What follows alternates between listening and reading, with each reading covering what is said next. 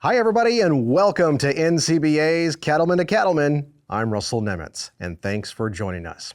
Well, public lands ranchers face a complex mix of challenges and opportunities as they navigate the changing landscape of land use policies, environmental regulations, and of course, economic pressures.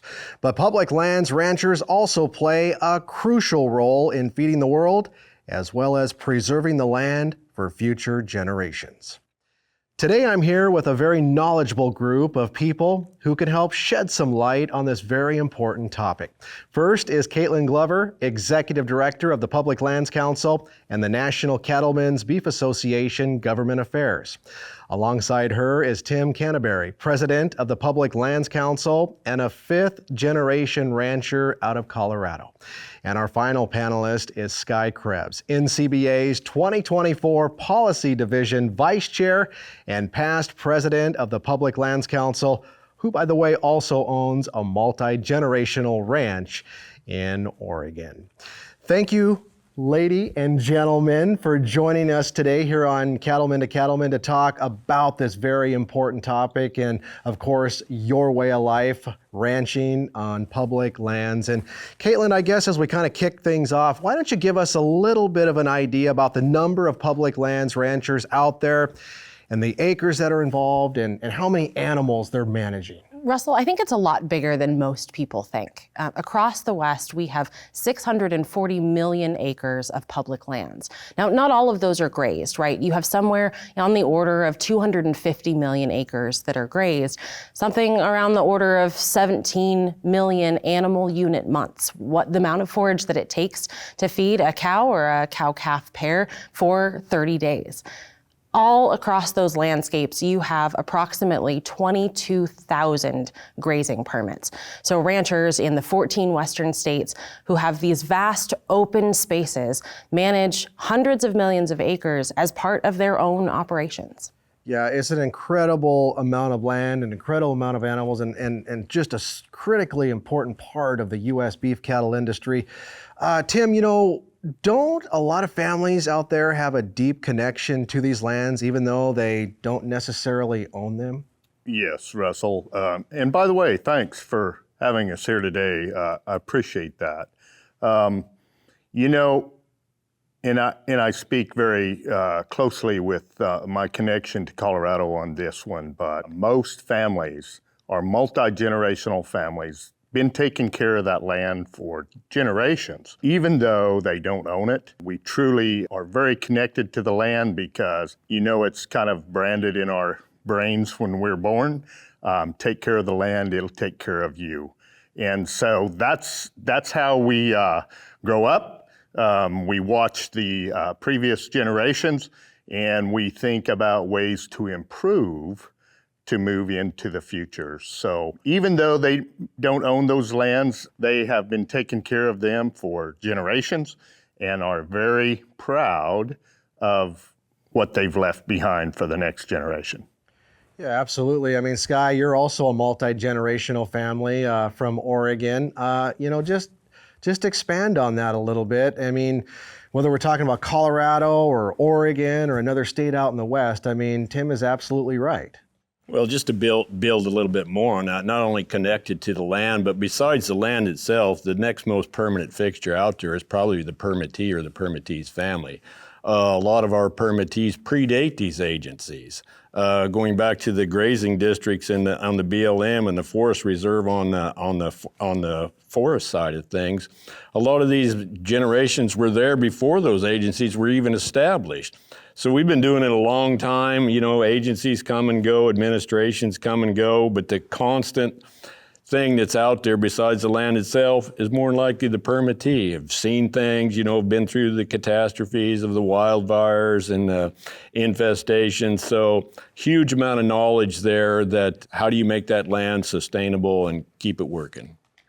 Well, and along those lines, I mean, how important is it too is for your families, with the next generation coming up to keep America's federal lands in the same family so that you can pass that knowledge on, that you guys received from your dads and granddads?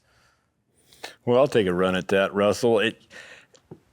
These lands are not the easiest ones to manage. So there is a huge amount of indigenous knowledge that comes down. You know, they're either in a dry climate or a high climate where it takes a special piece of expertise. You know, how do you make an economic unit that can function there? And how important those economic units are, not just to the family, but to our communities too. Without access to those federal lands, a lot of these rural communities would have it a whole lot tougher. I agree 100%. Skye, you know, you think about all the things that these families bring to the table. Been there for generations. They've helped mold those rural communities, school boards, water districts, county commissioners, you name it. They are the backbone, and without those federal lands to keep those ranches viable and sustainable, we wouldn't have that. You know, Kaitlynn, in your position with PLC and the NCBA, obviously you get to work with all of America's public lands, ranchers and users out there. You know, from your perspective, spend a lot of time in Washington, D.C., but you're from Wyoming, right? And, you know, what are some of the biggest challenges of being a public lands rancher, you know, from your view? So, Russell, public lands ranchers exist and public lands exist because they were the lands that weren't homesteaded. They often don't have access to a lot of water, they're rockier, they're just tougher terrain. And whether or not these ranchers own these acres or whether they lease them as part of their public lands grazing allotments, that deep connection is why I do what I do. I live in Washington, I'm from Wyoming, but I have the best job in Washington because I get to work for these folks. The challenges are immense, though. They're the challenges that every producer across the country faces. The decisions about how to make the best decision for your family so that you can pass it on. How do you make economic sense in a market that's challenging and often dependent on Mother Nature? But that overlay of the federal government, obviously, as a landlord, does make things a little bit tougher. And so often, I think the biggest challenge is juggling all of those things because it is such a complex management scenario. Tim, I mean, what are you seeing as some of the biggest challenges as a public lands rancher? Probably the biggest challenge that we face is how do we deal with all the other multiple uses that are taking place on those lands while we're trying to graze livestock? And firm believer in multiple use, back it 100%. I think as Skye mentioned, administrations come and go, and I think those challenges change how we operate to meet the needs of those multiple uses while we try to continue grazing livestock out there. Whether it's recreation, it's hiking, timbering, mining, all the things that take place out there on those lands. And quite frankly, I'm blessed to live where I do. If I had to survive in a metropolitan area, I might struggle just a little bit. So I understand why we all cherish these public lands and we all want to recreate on them. But we have to keep in mind while we're out there, there are other uses and figure out how we commingle that.